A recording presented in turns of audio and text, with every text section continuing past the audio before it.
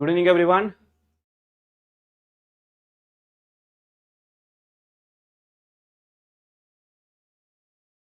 Hello, everyone. Hello, hi. Hope you are doing good. क्या किया पूरा दिन? Like, what did you people do all day? Did you study or did you sleep?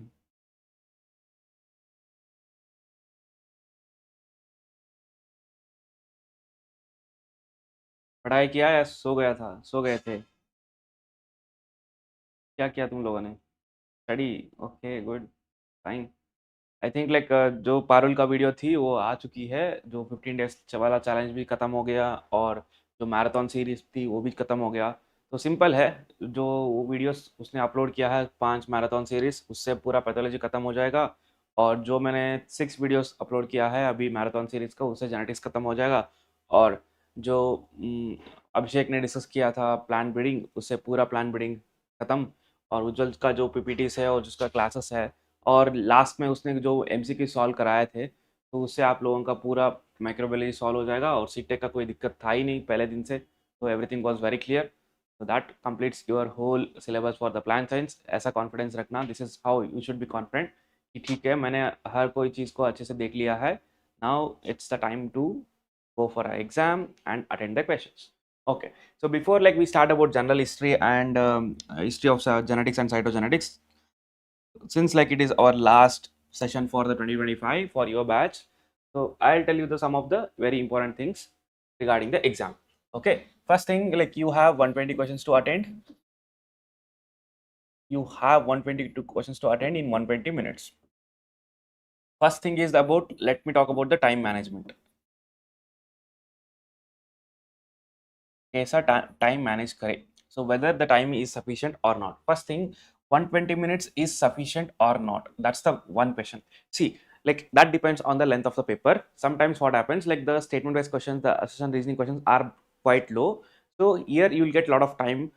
In 1.5 hour or 1 hour 15 minutes you can complete the full paper, and the rest 45 minutes, rest 30 minutes you'll get for again checking the paper. But if by any chance the assertion and reasoning and the statement based questions, the match the following, arranging the sequence are very high, the proportion is very high, then you hardly get 10 to 15 minutes. Only 10 to 15 minutes will be left. The rest all will be exhausted in answering the 120 questions. This is the actual scenario, and this is what I have seen from all the previous year. मैंने खुद like ICAR exam को 3 बार लिखा हूँ crack करने के बाद भी. तो I know this fact कि that depends on the paper. 120 minutes sometimes sufficient है, sometimes it's not sufficient. So please make sure, अगर like if you are getting too many assertion reasoning statement based questions and the arranging the sequence, the match the following, so hurry up. Okay, try to save some time by not reading them like 2 to 3 times if you're not getting the answer. One strategy I would like to tell you, like what you can do. Okay, what you can do. See, first thing, in a first go, answer all one liners. Okay, answer on one liners. So this is my strategy, like what I have done. See, answering one liners doesn't mean that you read all questions, all 120 from 1 to 120, and you only answer one liners. What I mean to say is, as soon as you just see the question, it is one liners, you answer it. As soon as you click on the next question, if it is assumption reasoning, you skip it. Instantly skip it without seeing the question. So that's how, if in the one go, if you complete all the one liners, which will be like mostly around 50 to 55 or 60 questions. So that is done, and you will be also knowing how much is left, right? How much is left, like how much is like actually the assumption reasoning statement wise, or the match the following, or the arranging the sequence. So once you complete all the one liners in one go, all the one liners in one go can be completed in first 30 to 45 minutes maximum. It should be like 30 minutes, not beyond 45 minutes. If you are following this strategy, within 30 minutes you complete it. So this is what I have done. Okay, it has worked for me. In the second go, answer rest all of the questions like assumption reasoning, match the following, statement wise questions, and the arranging the sequence. Okay, all these parts. So why this strategy is followed? This is the simple reason. क्या होता है first time in when you go for 1 to 120, what you will do, you'll read the question. So if you know the answer, you will answer it. If you do not know the answer, you will go to the next, and you will complete all 120. Next again you will come, whichever questions you have not attended, you will again read it. So you are reading the same question twice. Okay, this is not possible when the time limit is very less. Okay, if the time limit is okay, like if you are able to manage the time, you are a quick reader, you are quickly able to attend the all the mock tests, sorry, all the questions in the exams, then you can do it. But if you are not, if you know that in every exams you will get in shortage of time, so you can follow this strategy where in the first go you are reading only one liners, in second go actually you are reading the assessment reasoning and match the following. So mostly like around 70 to 80% you will be answering all this in the second go. In the final go you will check all the one liners again, plus you will answer the rest, whatever is to be answered you will answer the rest. So this is a 3-step strategy that you can follow to save the time. If you feel that you will be always short of time whenever you write the exams, you know about yourself, right? But this is not completely related to the mock test. Mock test में क्या होता है ना, like you are very free, we are very free, you are stress free. What you will do, like you will complete the paper in 1 hour, sometimes in 1.5 hour. So don't think that the same thing will happen in the exam. In the exam actually will take lot of time. ठीक है, इसीलिए stress नहीं करना है. अगर stress नहीं करोगे तो it will feel like mock test, right? But anyhow, like no matter like whatever I say, like how much I say, like you will be with some sort of like consciousness will be there.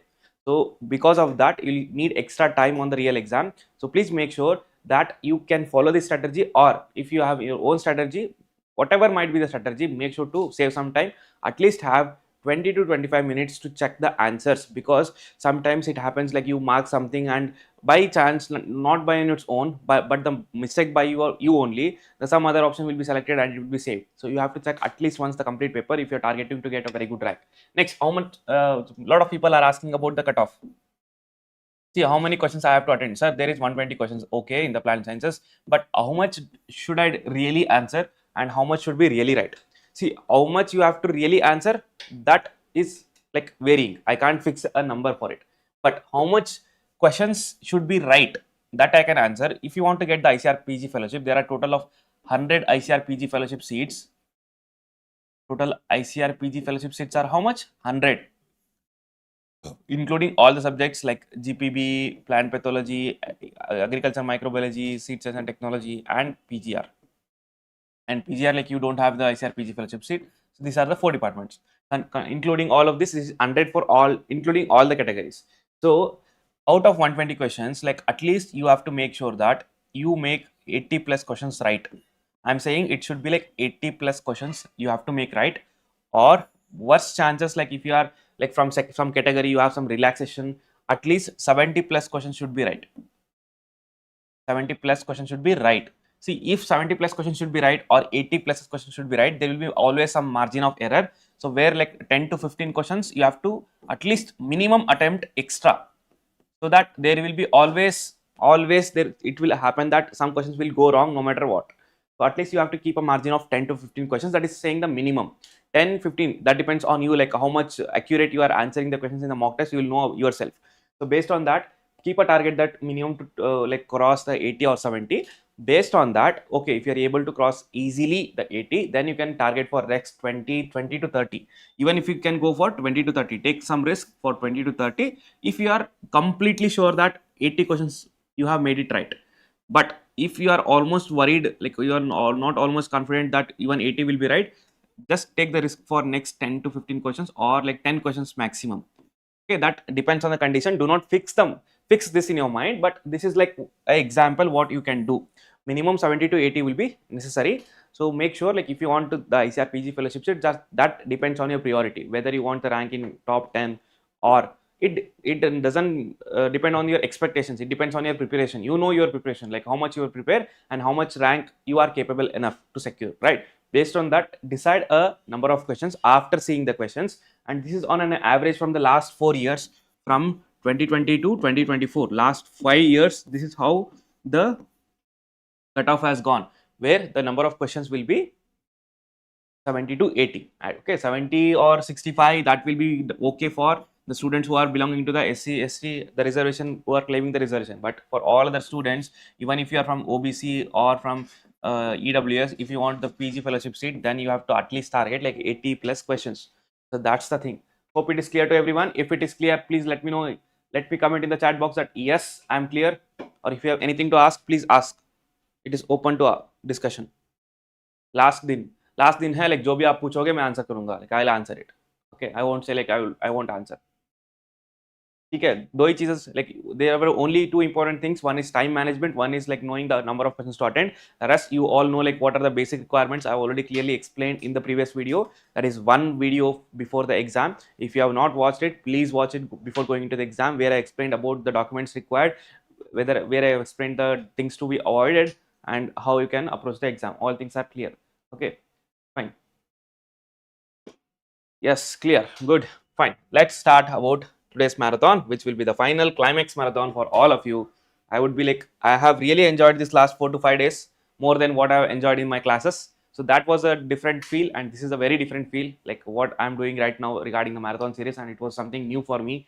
But I've really enjoyed your company. The same people who are joining for every classes, I can see the same names here. I'm really happy for being consistent, like you people are consistent with me from last 5 to 6 days.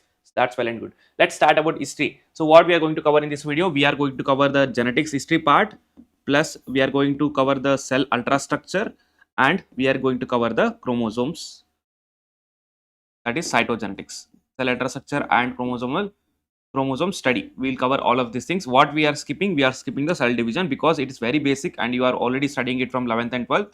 So just read it on your own. What to study from cell division, you have to know everything, anything and everything about the meiosis and the mitosis. So if I say anything and everything, not just like it is n and it is 2n, you have to also know that what are the different stages of meiosis, and in the different stages of meiosis, what are the changes that are occurring, what changes occurs in the prophase, what changes occurs in the anaphase, the metaphase and the telophase. And like in the meiosis, prophase 1, anaphase 1, metaphase 1, and the anaphase 1, and then this all these phases in the second stage. So all these things, like step by step, like at the E stage, what is happening, what changes, what is happening in the sense, like what are the changes that are happening to the cell. All of this should be very clear both for meiosis and the mitosis. Okay, and make sure you know these things, and this is what is important for the cell division. And in the regulation part, do not worry about anything, just know that during cycle regulations, so you have G1 phase, S phase, G2 phase and M phase. So in this, what is the value of C? And if you know, like normally the value of C is 2C, but here in the S phase it is 4C, and now it is 4, and again in this mitosis unmeiotic phase, like it will again come into the 2C. So that's what you have to know, the C value in the different stages of cell. So that's important. If you are able to know the proteins that are associated with the regulation in the cell cycle, so that you can read. Okay, otherwise you can skip it. If you have already read it, plus go through the proteins that are important, CDK, which are mostly the CDK proteins which are associated with the cell cycle regulations. Please make sure to have a look at it once if you have already gone through it detail. But if you are not, don't leave it. Sir, if I mark the question for review and forgot to save, will it count or not? See, I told you in the one of the previous video, the video in which like I talked about like one video for the before the ICAR exam 2025. See, there are different options. One is like you have option to save and next. See, one you have the option to save and next, or like I'll show it here only.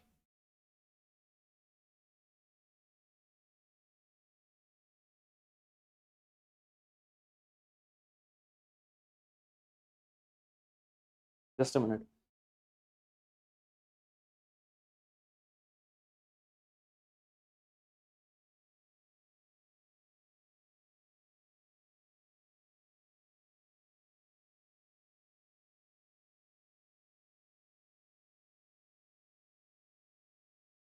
How many, I don't know like how many of you have attended the exam, this exam.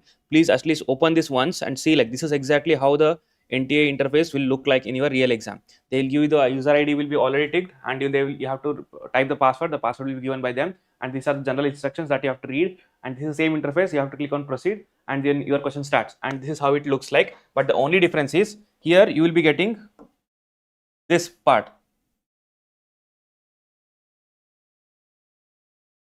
So this part, the question part will be like big. So here it is small where you have to scroll, but in the exam it will be big. Okay. And other thing, like what I told, like there is an option called save and next. If you click on it, your response will be saved and you will go for next.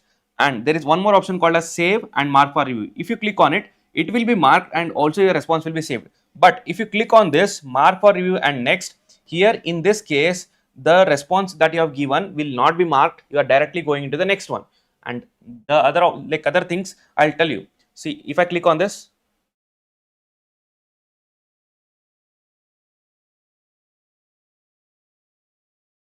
see, now I'll click on this, I'll click on save and next, it has went to the next response. Now in the next question I'll click on the 2, now I'll click on save and mark for review. So see the change in the color here, this is the one which it is showing. See, if you like click on the answer and save your response and mark for review, this is how it will look like. The next question, I'll click on the answer, but I'll click on mark for review. But in this case, your response will not be recorded, you are just marking for review. So out of 120, after attending all 120, the questions which are in green, which are in purple plus green, only those questions will be answered by you. So once submitted, only those will be considered. The one with the purple will not have any response that is recorded, and it will be not considered in the exams. I hope like it is clear, Sana. So this is how it is, and you can clearly see everything here, and you can navigate between the different questions directly from these options. So how you will be knowing that which question you have not attempted? By seeing the colors. Okay, the red one are the one which you have not attempted, the purple are the one which you have not attempted plus you have marked for review, and this purple plus green is the one which you have answered plus mark plus review, and green is the one which you have answered it. Okay, so this is the thing regarding a paper. Hope it is clear. So coming back, I was talking about what? I was talking about the cell cycle regulation. That's clear. Just go through it like if you have already read it. Otherwise, you can skip it for now if you are not yet studied that thing. So now what is important is in the history of genetics. First, the word genetics, I told you, it is the study of inheritance and variation, and it is from the Greek word. You remember this Greek word? It is from the Greek word which means geneticos. The meaning is like genesis, which is to generate or originating form. This is its meaning.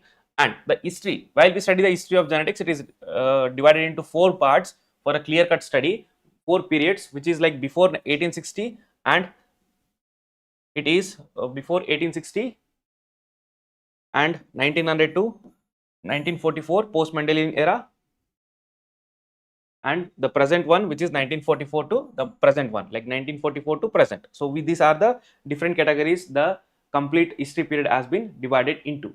I think I left this one, the 1860 to 1900, the 4 different eras. This is second, third, and the last one is fourth. Okay, I'll just discuss some of the very important highlights regarding these three different time periods. In the first time period, the first thing like first properly working microscope, it was by Jensen, and it was by Antony Leeuwenhoek who discovered the living organisms like bacteria and protozoa, and the Robert Hooke who coined the term cell. It was in 1665 in the Cork.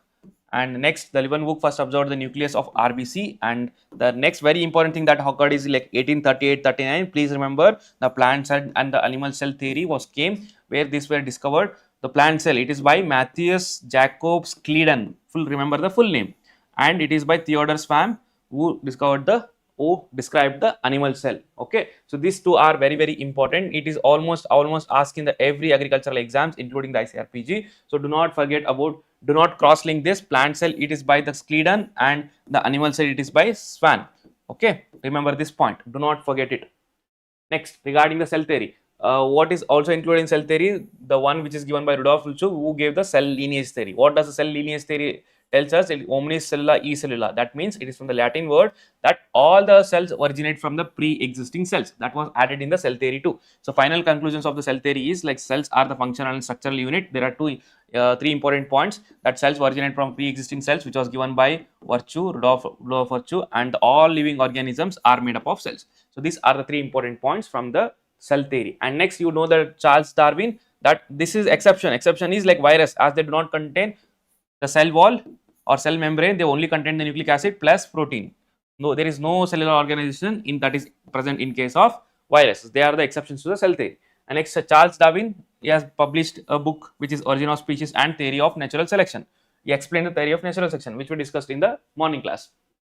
Next, this is the Mendelian era, where the Mendelian carried out the experiment and he published his data. And if you remember, I told you it is in 1866 where the publication came, but it was in 1865 at 2 important dates, Feb 8 and March 8, where he presented his data in front of the Natural History Society, like in the annual meetings. But it was published in 1866, and the 1871, I told you like Frederick mixture, the nuclein part, and 1889 it was renamed as a nucleic acid. In between that, Hartwig, he discovered the fusion of egg and sperm, which we discussed in the morning class. Next, the mystery of chromosomal discovery. So here, remember, there is a lot of confusion here. The Carl Nageli, it was in first time 1842, first observed the some rod shaped structure, but he was clearly did not define it what it is, but he defined them as a transitory cytoblast. If in the exam they are asking you about the transitory cytoblast, then the answer would be Carl Nageli. Okay, and next 1875, what about Strasburger? Strasburger was the one who discovered thread-like structure during the cell division, who described the chromosomes. And Walter Fleming, he gave the clear observing the chromatin. He observed the chromatin. Okay, chromatin. Whenever the word comes with the chromatin, it is related to the Walter Fleming. And next, the Waldeyer. What he has done? He has given the term. The term was given by chromosome term was given by Waldeyer. The Strasburger, remember the keyword he described the thread-like structure which he observed. And in 1888, the Waldeyer, what he did, it gave the term the chromosomes. Next, the post-Mendelian era where the rediscovery tech took place, and I told you like it is by the three important scientists, and again independently they rediscovered the Mendel work, and the Hugo de Virus from Holland, Karl Correns from Germany, and von Schermark from the Austria. Okay, on Erich von Schermark, the Hugo de Virus, and the Karl Correns. Remember all three scientists. Next in 1903, I told you Sutton and Boveri who gave the very famous theory, which is what? Chromosomal theory of inheritance. They proposed it, but it was by whom? Case Morgan, which was finally resolved regarding because of its experiment conducted in the white eye gene, where the concrete evidence for the chromosomal theory inheritance was came. Okay. Sometimes like really while answering the assertion reasoning match the even the keywords are there, it doesn't match us with the assertion after looking, so failing to answer some questions in knowing. First discovered, see someone is asking about how chromosomes were first discovered by. See, Carl Legeli told it as like rod-shaped structures, and the Strasburger discovered the thread-like structures, and the Walter Fleming has clearly observed the chromatin. So in this case, they can't directly ask you like who discovered the chromosomes. If they are in case asking it, you can go for the Strasburger. So is the one who described it, but the again it will conflict. We can't say like exactly that one will be the answer. So they won't like try to confuse you, or they won't try to make some controversies. So they won't be mostly asking such questions. So you need not to worry about it. So we'll talk about this Vamsi and Sakshi later. The thing which you are asking about the assertion. Let's complete the syllabus first. Okay, and here it was in 1900 for 1944, the post-Mendelian era, which the rediscovery took place. During this period, the other events which took place is like Johnson. You know that it's a very famous theory, which is like pure line theory was given. Plus, he was also coined the term gene, genotype, phenotype. All this theory, all these terms were coined by the Johnson. Remember, it is Johnson. The spelling Johnson. Okay, do not forget this. Next, the term meiosis. Who gave this term meiosis? Farmer and Murray, and Stevens gave the American geneticist. He named the X chromosomes during his research on the mealworms. And next, he has also devised the role of X chromosomes in the sex determination. This is its contribution. Next, Nielsen LA. So he was the one who demonstrated the multiple factor hypothesis. So we discussed it in the previous videos. And 1910, T.H. Morgan, you know it already. And this is the complete study was like regarding the sex linkage. And Stuart went and he built the first genetic map of fruit fly Drosophila. Muller, you know it like mutagenic actions of X-rays. Stadler, the mutagenic X-ray action of X-rays and the UV rays in the barley and the maize. And the 1908 Hardy-Weinberg law. And this was again done independently, where we come up with the conclusion or the equation, which is p square plus 2pq plus q square is equal to 1, where p plus q is also equal to 1. And the gene and genotype, if you can see, do not change from generation to generation if they are in equilibrium. When they are considered in equilibrium, when there is no selection, no mutation, no migration, and no random drift. Okay, next comes the part of biochemical genetics, and I told you like inborn errors of metabolism. One gene, one metabolic block. It was by Garrod, and next it was by Beadle and Taunton, who gave like one gene, one enzyme hypothesis, and it was in Neospora crassa. And next, after this, you know the Ingram, so who gave the one gene, one polypeptide, and later all this were synthesized into one gene, one diffusible product, which makes more sense. Diffusible product.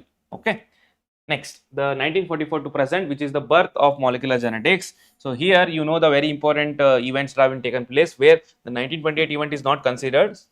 You can consider this in the above, where like it was started, like it was a conclusion of the Griffith experiment and giving the concept of transformation. And next in 1944, the three different scientists like Ivory, McLeod and McCarthy, they showed that DNA is genetic material, but they can't provide the concrete evidence. Later it was proved in 1952 that the Hershey and Chase experiments proved that DNA is a genetic material.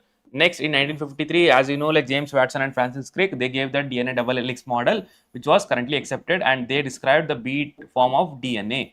Okay, and the 1962 and James Watson and Francis Crick along with the Willikins got the Nobel Prize. Okay, see regarding the Nobel Prize, it's not mandatory that you remember the years of the Nobel Prize for all the scientists, but at least who got the Nobel Prize for whichever, for what experiment or for what discovery. So that's important. Okay, you at least have to remember that whatever you have known.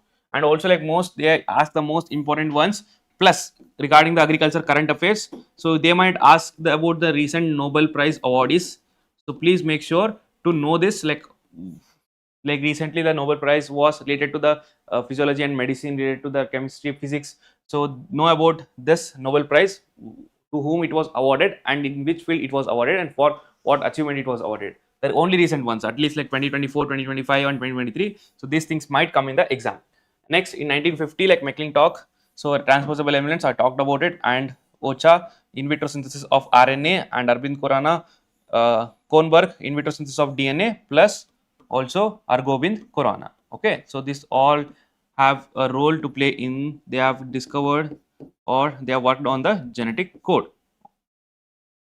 And Marshall Nierenberg, so he discovered the triple U codes for phenylalanine. And next Jacob and Monod, the famous operon concept, it was given in 1961. And in 1970, Argobind Khurana, as I said, synthesized the gene encoding for alanine transfer RNA in case in vitro. So this is also very important. Okay, he has synthesized the gene which is known to code for the alanine transfer RNA. Next, the recombinant DNA technology. We did not discuss biotechnology in detail, but at least know these three important events. In 1970s, Smith and Athens, the first endonuclease isolation was done, and next in 1997, the first mammal was cloned, which is sheep Dolly, and 2000 human genome project was started, and it was almost finished, but it was not. It was stopped. Okay, that's it. The human genome project, and who was the main man behind this? It was like Craig Venter. Okay, remember the Craig Venter. Now the model organism. So this is like one another important. Okay, this is one another important thing to be like to be understood and to be remembered for your exams. Those questions will come in the exam. So gamma rays. Okay, you are saying like Stadler worked on the X-rays and the gamma rays, right?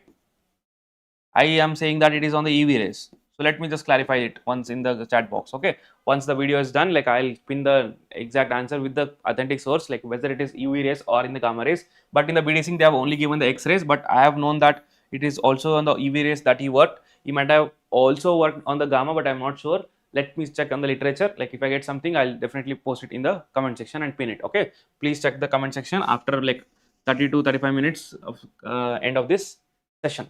Fine. Next thing regarding the model organisms, as I told you, like what are the different model organisms that you know? One was like Drosophila, in which like most of the experiments have been taken, and one is like E. coli.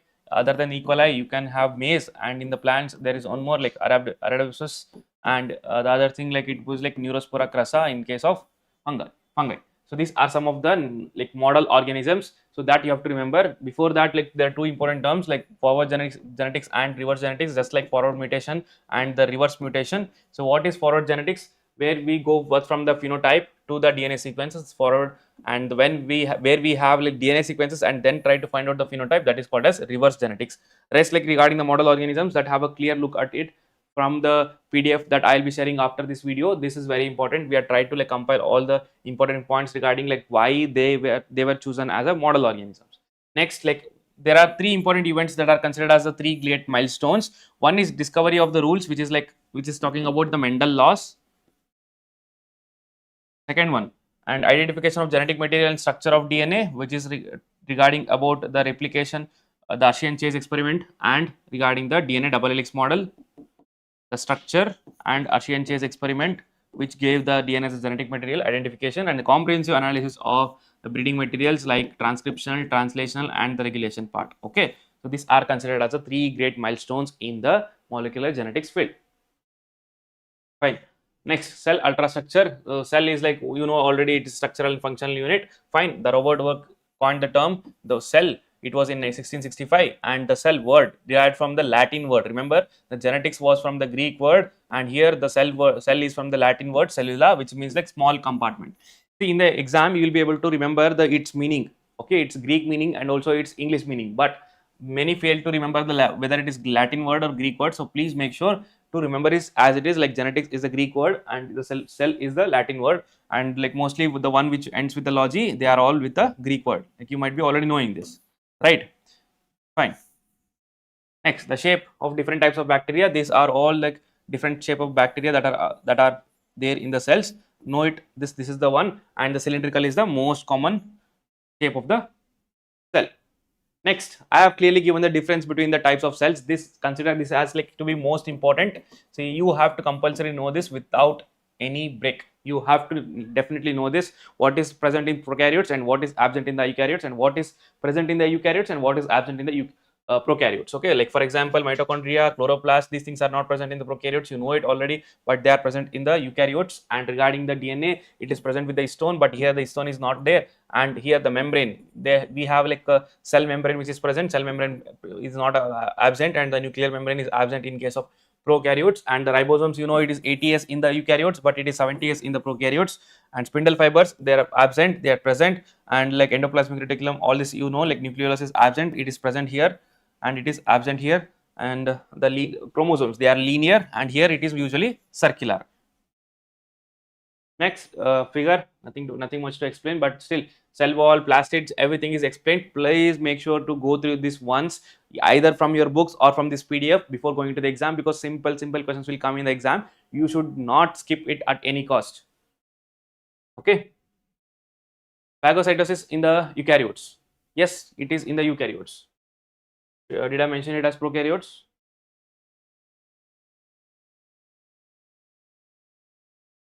What's your doubt? I did not get you. Sakshi, like यहाँ पे कुछ mention है क्या कि prokaryotes करके?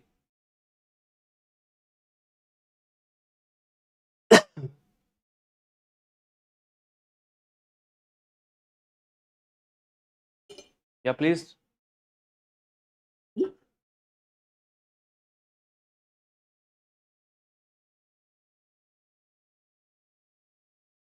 Yeah, phagocytosis in the eukaryotes. Okay. I think I discussed in this in the previous year papers also, na?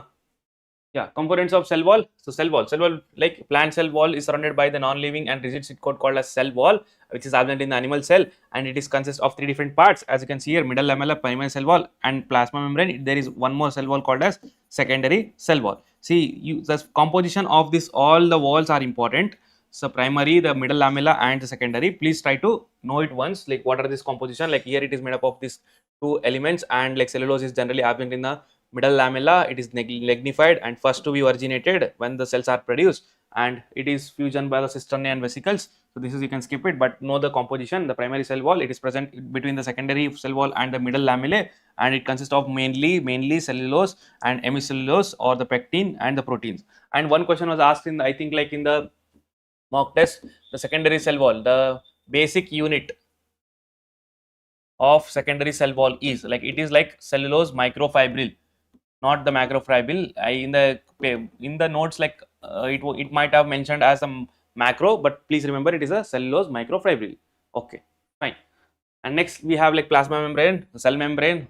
So the enclosing the cytoplasm, like if this is a cell, inside the cell there is a thin membrane which encloses all the cytoplasm, the nucleus. So that is called as plasma membrane. Okay, here we have like models, like this is something which is again very important. The models which explains about the composition or the structure of like how the membranes are present and how they packed. So first thing which is called as phospholipid bilayer. Who gave this phospholipid bilayer concept? And the second one is like unit membrane concept. and the one which is like mostly accepted, fluid mosaic model. Can you just tell me, type in the chat box like who gave this model, and in the order of discovery it is first, description, the order of description second, and this is third. Okay, do not keep any confusion in this. So here like more or less like first and second are same. Here it is said that hydrophobic will be like inside, sorry, hydrophilic will be outside, water loving will be outside, and water uh, rippling will be like inside, hydrophobic. Okay, and this is the phospholipid bilayer, and it is sandwiched between the proteins. So this is what it explains. Okay, this is like bilayer of phospholipid. Outside to that there is a protein. So that's what like phospholipid bilayer explains of how the membrane is formed. Next, the unit membrane, the difference between these two mainly is about the layers. Here it is explained as a 3-layer system, 3 layers, and the earlier they did not distinguish clearly into 3 layers. They just said that it is like hydrophilic will come outside and hydrophobic will go inside. So that's how it will form, like hydrophilic head and hydrophobic tail. That is how it is formed in the unit member. This was given by Robertson, and it is like Davison and Denelli, and it was Robertson who gave this into 3 different compartments, and this is the outer layer of proteins which are present, and inside there will be 2 layers of lipid, and it is the polar group and non-polar group will be inside, and there is a 2 layers of protein outside this. That becomes the 3 different layers that will be formed in the unit membrane. Next, so this was more synthesized and known that the cell membrane consists of the phospholipid which are not static. The phospholipid which are not present here, they are not static, they move, they are dynamic, they move across the membrane, and in between all of this there is a mosaic plus pattern. Mosaic, see, fluid is with respect to the phospholipid, that it is not static solid entity, it is like fluid that is moving or flowing across this complete wall. And next there is a mosaic in the sense there are proteins, different types of proteins which are embedded in it. So that's what the fluid mosaic model explains us. Hope it is clear. And it was given by whom? Fluid mosaic model. Yes, quick.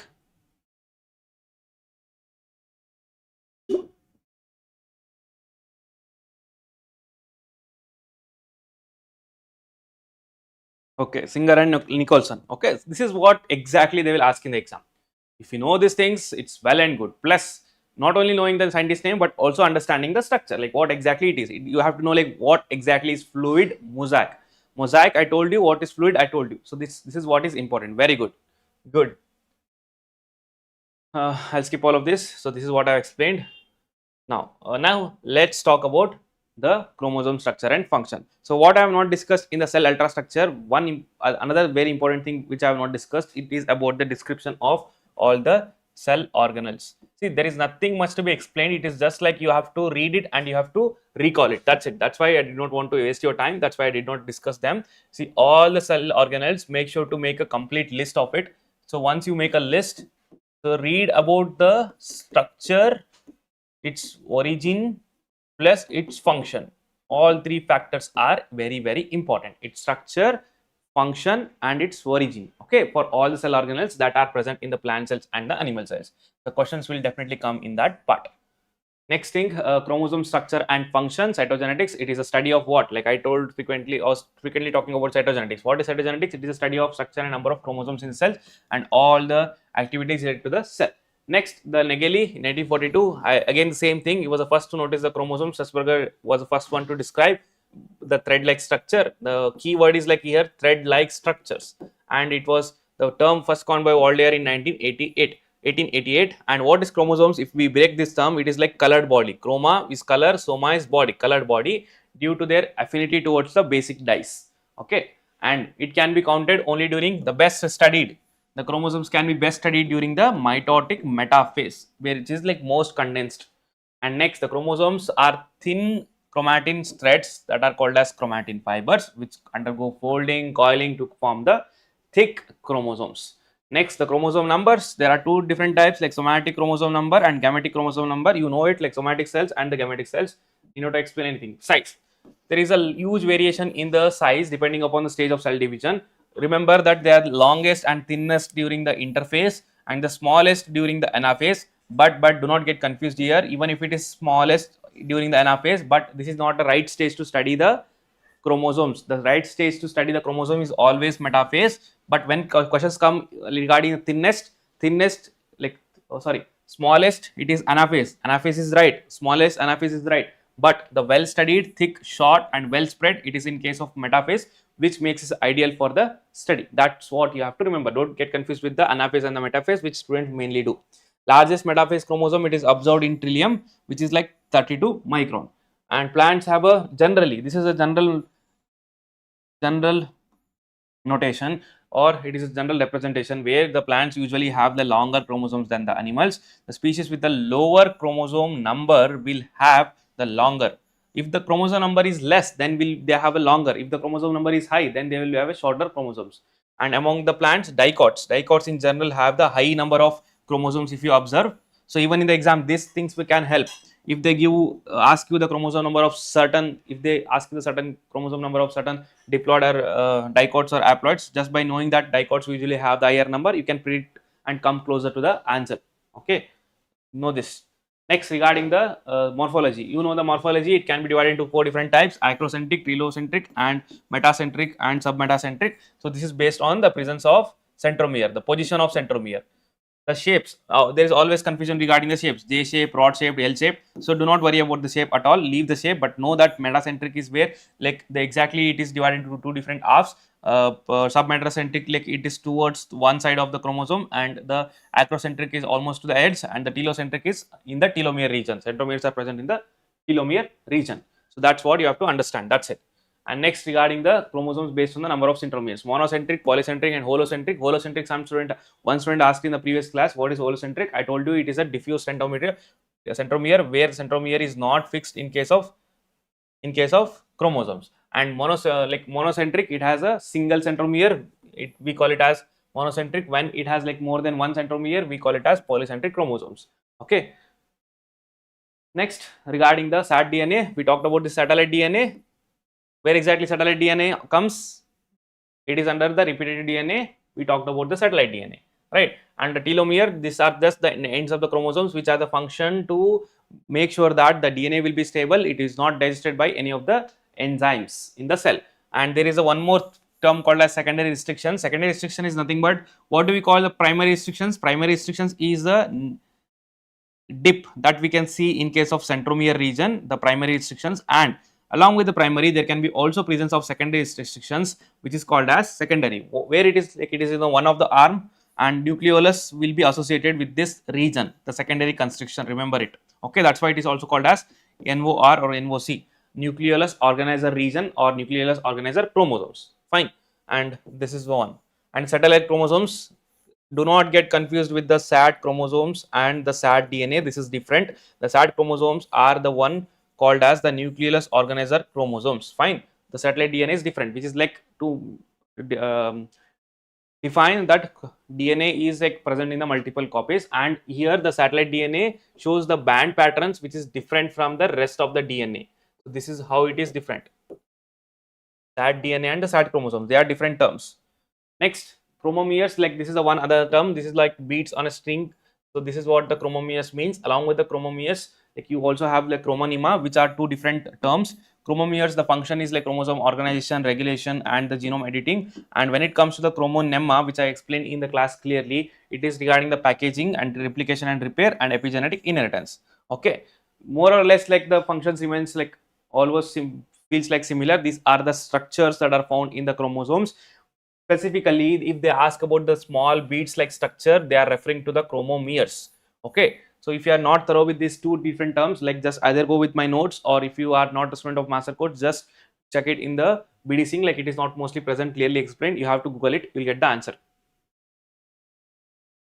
Fine. Next thing, chromosome organization. The chromosome organization, like there are 2 important terms that is always defined. One is karyotype and ideogram. See, in the ideogram, you also get doubt about idiotype. Okay, a lot of students were asking in the internet also, like it shows that it is a diagrammatic representation, but this is not a standard term, nor it is used in any of the literatures related to the genetics. So the one standard term we have is like ideogram, which shows about a diagrammatic representation. Karyotype is the chromosome arrangement based on its general morphology, whether it might be the size of chromosome, position of the centromere, and the position of the secondary construction. It is not always based on the ascending order or descending order of the size. It can be of size, it can be of position of centromere, or it can be the position of secondary construction, like position of primary construction or secondary construction, or the size of chromosomes. Okay, and remember, the all the individuals, if you are talking about one single species, all the individuals in a single species will have the identical karyotype. And there are two important terms again, which is heterochromatin and euchromatin. Heterochromatin, you know it, it is highly coiled, like highly condensed, and these are the regions which do not have any genes, and it will be mostly resting, and this goes deep staining in the interphase, light staining in the metaphase, which is exactly opposite in case of euchromatin, and it is less active during the transcription or almost like inactive, and it is highly active in the transcription, where all the genes required for the cell machinery are present in this euchromatin, and which is loosely called compared to the heterochromatin. That's important. And there are two different types, constitutive heterochromatin and facultative heterochromatin. Constitutive means they remains permanently in the heterochromatin stage.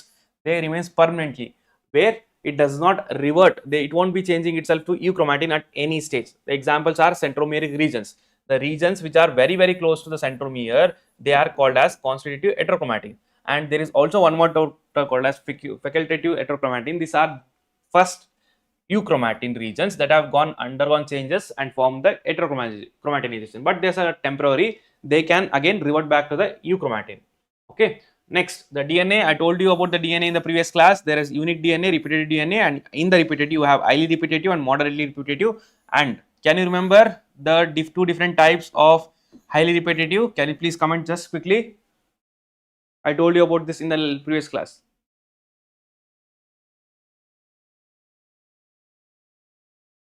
Does B chromosomes involve in NOR? I did not get the question.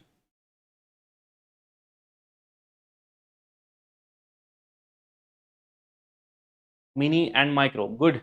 So Sakshi is asking about, like, please explain the karyotype and the ideogram. Ideogram, it or types. It is simple. One is like diagrammatic representation, and the karyotype is like showing the graphical representation about the chromosome arrangement. That's it. The picture, pictorial. So this is like pictorial picture. Exact picture would be like the karyotype, and it is diagrammatic representation. Do not get confused with it. Okay. The actual photograph, which is pictorial, it is regarding the karyotype they are talking about, which is contrast to that of ideogram, which is regarding the diagrammatic representation. That's it. Nothing more, nothing less. Do not get confused with this. Yes, it is about very good. It is, we talked about mini and micro along within this, which is smallest and which is like biggest, largest and which is smallest. Mini or micro? Micro is small or mini is small?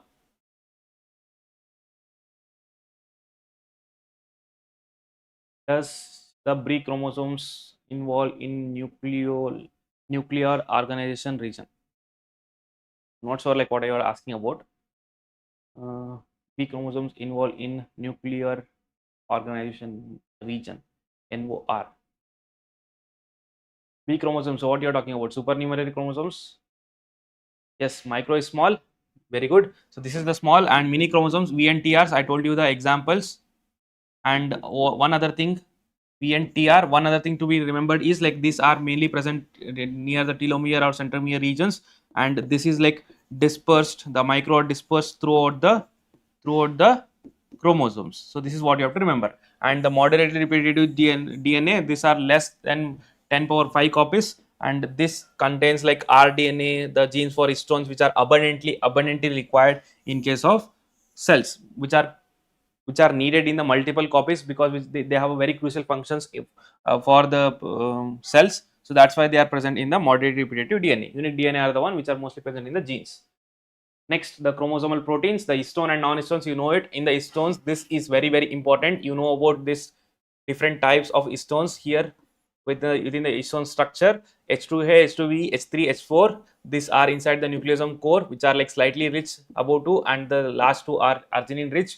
The first one is the complete lysine rich, the H1, which is also like adapter, which holds the complete nucleosomes. I'll tell you about this in the coming slides. And non-histone proteins, they are mainly acidic, which constitutes about like 20%. Rest 80% is constituted by the histone proteins in case of the chromatin. Okay, the chromosomal structure and the organization. There are two important models. One is folded fiber model 5D proof, and the next one, which is like nucleosome solenoid model. Fine. So we'll explain about this nucleosome solenoid model in bit detail. What exactly it is? See, it is this is the histone octamer, and the DNA is actually wrapped around it, and this is how the entire structure forms, where the histone octamer is wrapped around the DNA, and this part is, what is it? It is called as linker DNA. And what is the length of this linker DNA? 146 base pairs around. Hope like you are able to see it.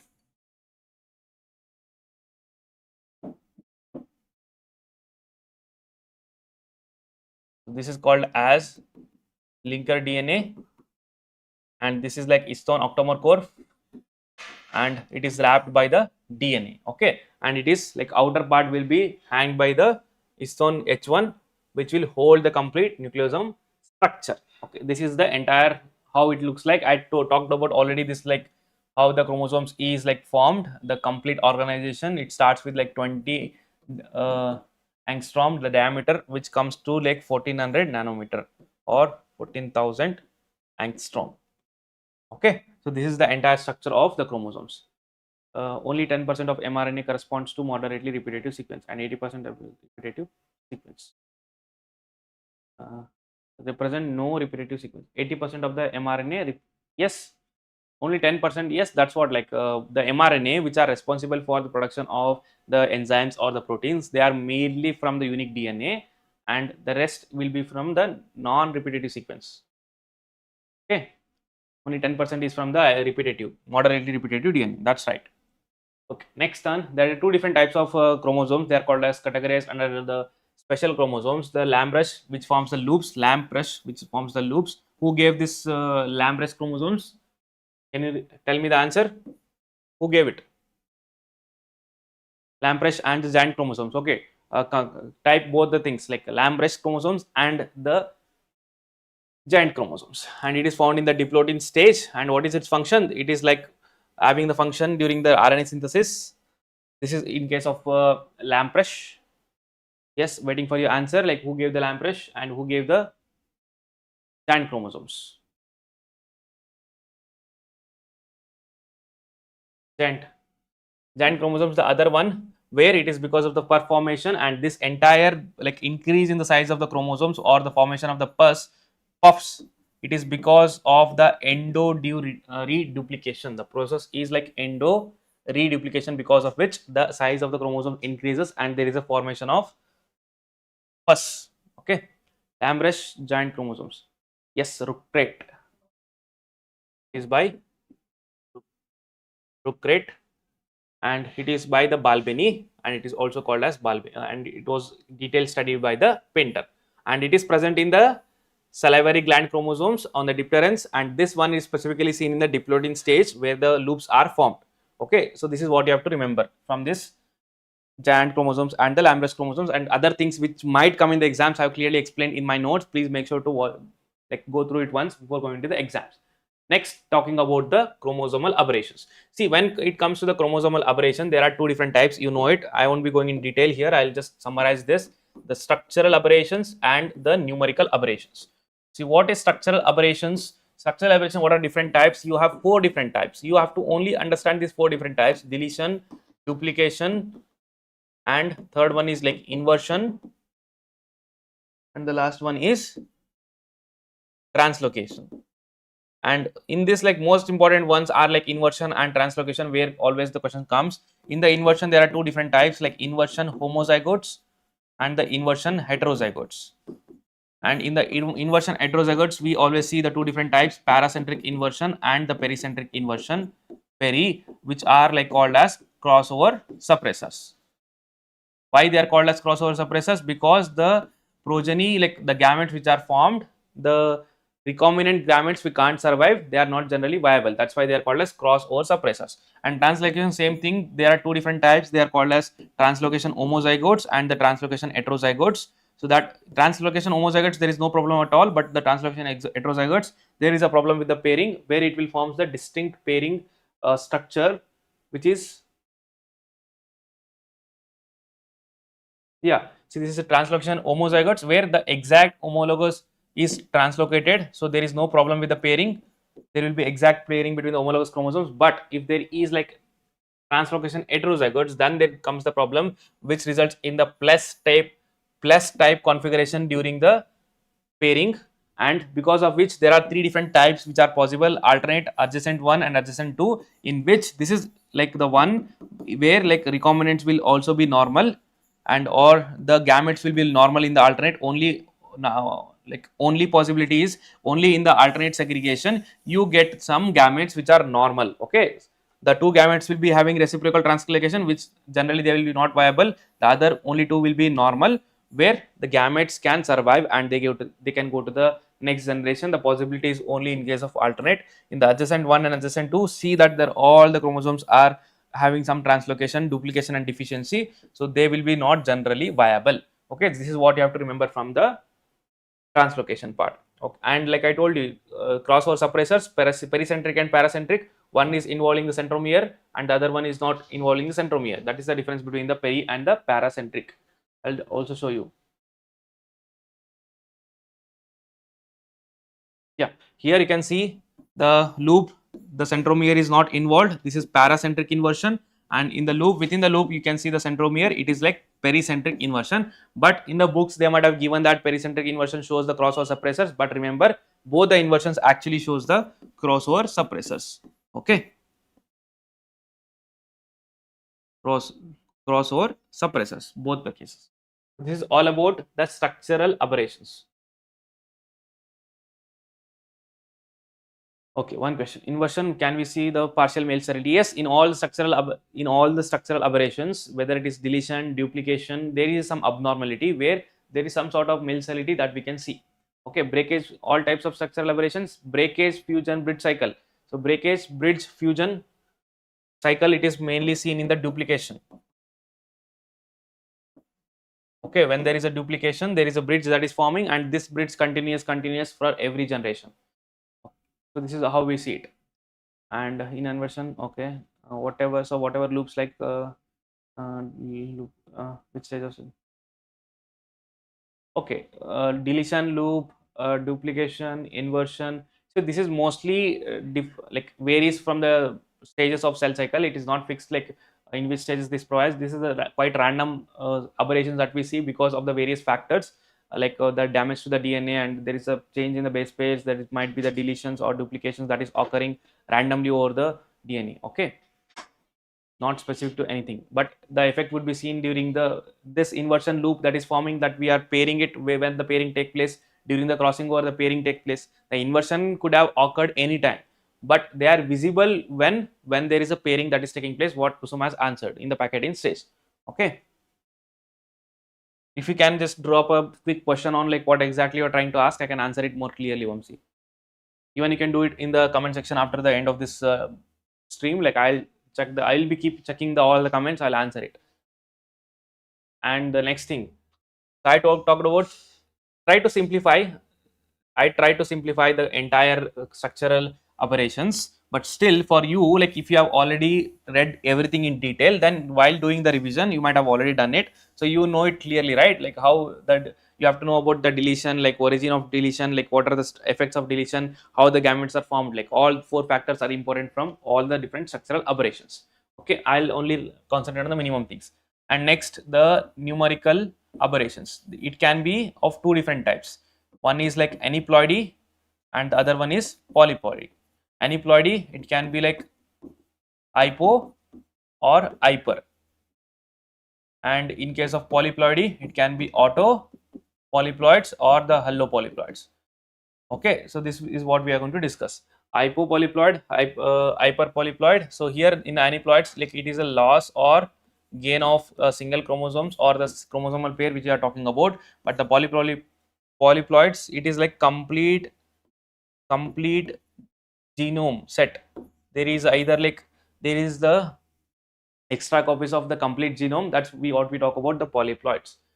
So discussing in bit detail regarding this aneuploidy and the euploidy. Okay, it is euploidy, fine. And here in the history, like you have to know these things. Like in the 1916, for the first time, the aneuploidy was described by the Bridges in Drosophila and discovered the XO male and the XXY female. And in 1920, globe mutant in case of Datura, it was by Belling, and 1930, Claassen monosomics extracted the monosomics of tobacco in the 1930 Claassen.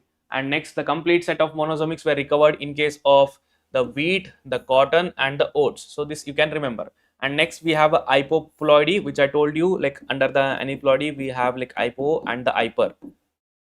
And hypo, where like there is a loss of chromosomes from the somatic, and the examples are nullisomic, where the complete pair is lost, and if it is like single, the monosomics, and if it is double, see, double doesn't mean that the pair is lost. The double monosomics means that from the two different chromosomes, one is lost. One is lost. That's why it is like 2n minus 1, not 2n minus 2.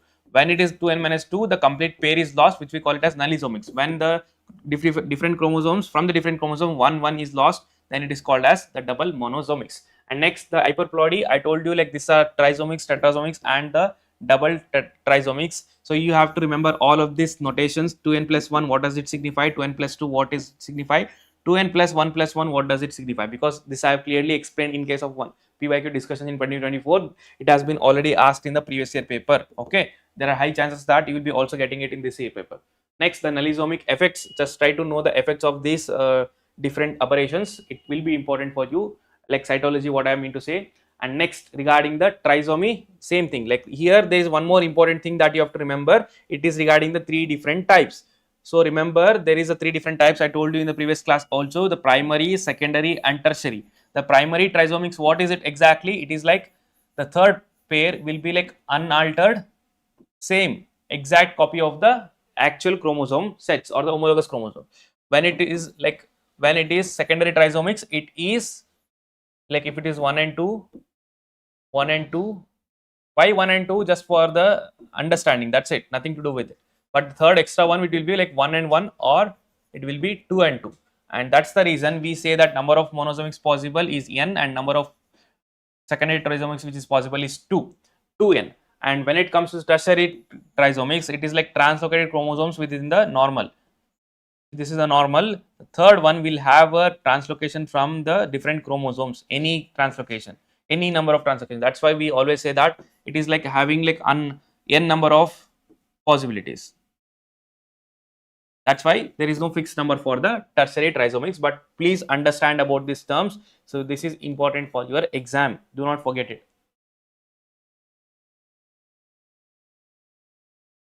Okay, next things, this is something related to the humans. Generally, we do not study in detail about the genetics and man. I myself have not told you every time that do not go for it.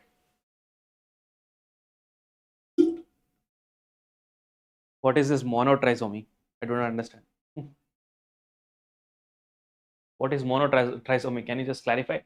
So I told you every time do not read the genetics and man, but you have to at least know these things like regarding the aneuploidy conditions in case of the humans. This is important. Questions might generally come from this, whether it is a duplication, deletion, or translocation for the syndromes. Like we have certain set of diseases which are called as syndromes. For that, you have to remember all this chart. This is important. Please at least have a one look at it. Next, it is like euploids. In the euploids, there are again three different types. One is monoploids, haploids, and the third one is polyploids.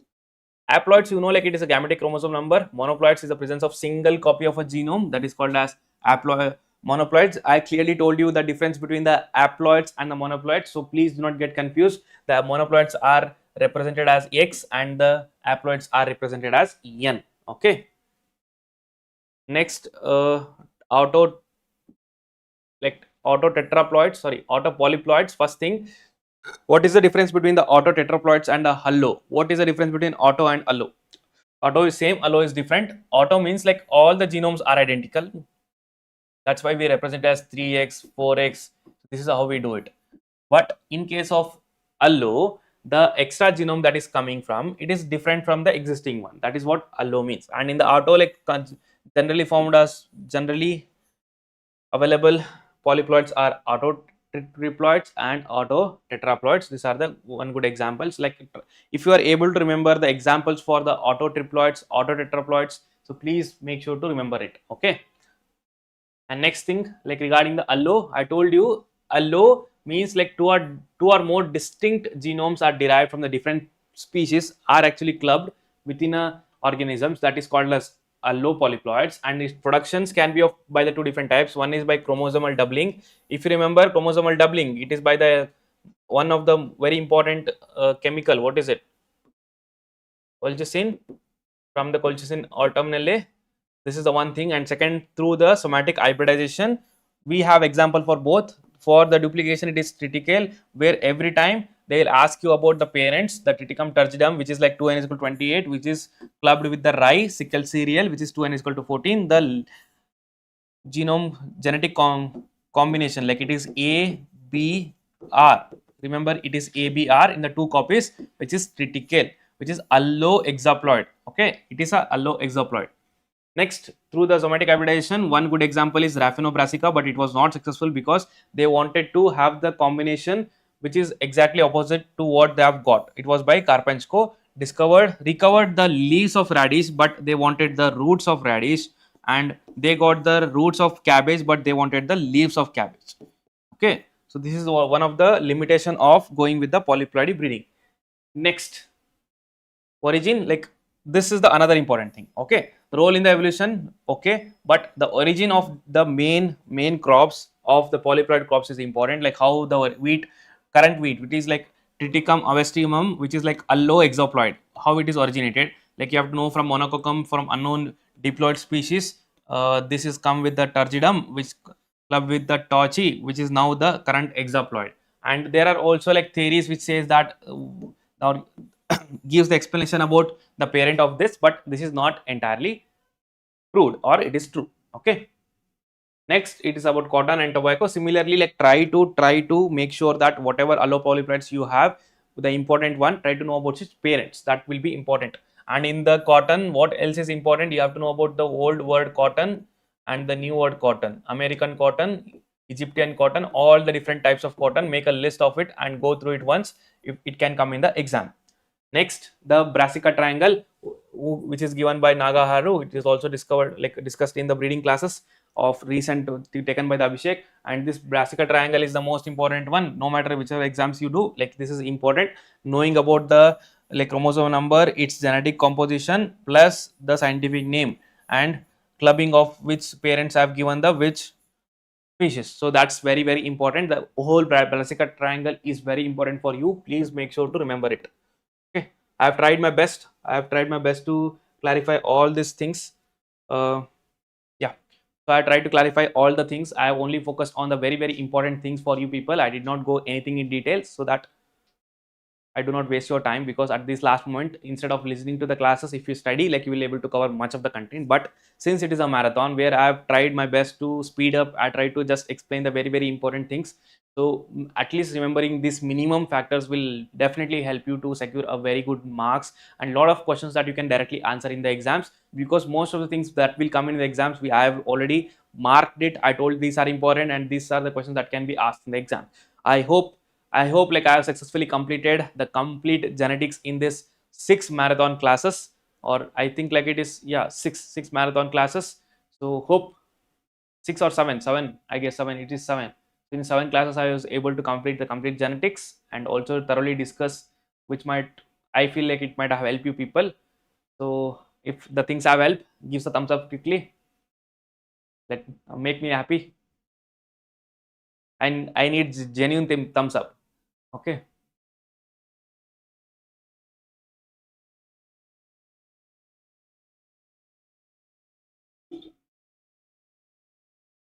Okay. So I'll be waiting for you people after writing the exams to know your feedback. How was the exam? Like, how did you write it? How did the AgriAddict help you in your preparation, and how actually the marathon series helped for to all the free learners on our platform. So I would be very happy and excited to know about your exams results in the later stages. So we'll connect with you. I'll be always with you even after the completion of the exams. You can ask like any number of questions that you have to all our free learners. Instead of going with the WhatsApp directly, just comment on this video. For most of the questions, our team will be able to answer. And if you are simply posting everything on my direct WhatsApp, I won't be able to answer all the questions, even if I sit for complete 24 hours. That you already know, right? So please make sure whatever your general queries, you can post it in the comment section, or you can choose like WhatsApp groups to ask it. Better to choose the comment section, because the entire team is there, always there to answer your queries. And I'll be connected with the master course students in the master group, and I'll be always coordinating with you people. As soon as you complete the exams, we'll connect with you. Okay, so wish you all the very best. Notes are please upload. Yes, definitely. I'll be just uploading it another 5 to 10 minutes. Hope like the morning notes, all of you have received it. I have also pinned that in the comment section in the previous video that I already uploaded the thing. So please make sure to access it and just one go reading for it. See, all the marathon PDFs, like you can easily cover it in like 1 to 2 hours, maximum 2 hours. The complete genetics can be completely A to Z can be covered. Although like I have not explained everything on orally, but the PDFs has everything that is needed for your exam. Okay, cool. Fine. So wish you all the very best. So year by year, like a lot of things have been changed. Like we have added a lot of new features. We are able to engage more and more students, and we will be doing it for all the upcoming years. We'll try our best to come up with the new things to try to help the students in a new ways. But it needs your constant support and encouragement that you should be doing it always. So thank you so much. I filled the Google form. Where should I check the PDF? Like if you have checked, filled the Google form, just text us on this number 8296021208. For the students who do not know, like all the marathon series PDFs is available freely for everyone, for which like you have to fill the Google form. The form is available in the description box of this video and all the previous videos. After filling the form, just text us on this number 8296021208. So we'll automatically like PDF will be sent. If it is not sent, just text us. Okay, cool. So I will not waste the time. It's almost 8:14. Have a dinner. Have your dinner. Just go for another 1 or 2 hours. Mostly sleep by 11, not more than that. Please do not be awake more than more than for 11 p.m. That's not needed right now. Okay. If you already texted, my team will be checking it. You will be getting reply after this stream. I'll also check it. Okay, from the ASNC. Fine. That from that number, I will be checking it right now after this meeting, and I'll be able to give it. Okay, fine. So as I told you, do not do the overnight shift for today at least. Since tomorrow is your exam, you have to reach the center early. Make sure to carry all the required documents. Keep it ready for now, and do not panic. Be calm, be cool, be confident. Have that positive vibe around you. Do not worry about the negativity if it is there that is surrounding you. Be positive and create some positive impact. You'll get the things. 2 days back, okay. Currently, okay. Call me on this number right now after this marathon. I'll just check it. Okay, fine. So thank you so much. Thank you so much everyone for watching this video. I'm very happy for conducting this marathons. It was a very new experience. So hopefully like this has helped you people. All the very best. All the very best. All the very best. Thank you.